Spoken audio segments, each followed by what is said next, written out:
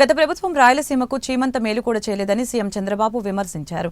రాష్ట్ర సమగ్రాభివృద్ధికి కట్టుబడి ఉన్నామని సీఎం వెల్లడించారు. రాష్ట్ర సమగ్ర అభివృద్ధి టీడీపీతోనే సాధ్యం. గతంలో చేశాం, మళ్లీ చేసి చూపిస్తామని వ్యాఖ్యానించారు. ఎన్నికల ముందు కూటమి ఇచ్చిన హామీ మేరకు కర్నూలులో హైకోర్టు బెంచ్ ఏర్పాటు చేయబోతున్నామని ముఖ్యమంత్రి చంద్రబాబు నేడు అసెంబ్లీలో ప్రకటించారు.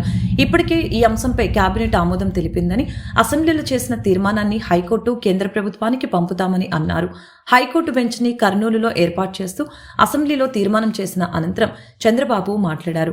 గత ప్రభుత్వం రాయలసీమకి చీమంత మేలు కూడా చేయలేదని విమర్శించారు. యువగలంలో ప్రకటించిన విధంగా మిషన్ రాయలసీమ హామీలని నెరవేరుస్తామని స్పష్టం చేశారు. రాష్ట్ర సమగ్ర అభివృద్ధి టీడీపీతోనే సాధ్యం. గతంలో చేశాం, మళ్లీ చేసి చూపిస్తామని వ్యాఖ్యానించారు. ఈరోజు ప్రభుత్వం ఏదైతే ఎన్నికల మేనిఫెస్టోలో పెట్టామో కర్నూలులో హైకోర్టు బెంచ్ పెట్టాలని చెప్పి ఆ రోజు ఎన్నికల మేనిఫెస్టోలో చెప్పాం. దాని ప్రకారం నిన్నే కేబినెట్లో తీర్మానం చేసి అసెంబ్లీలో కూడా తీర్మానం చేసి అటు హైకోర్టుకి గవర్నమెంట్ ఆఫ్ ఇండియా కూడా పంపిస్తాం.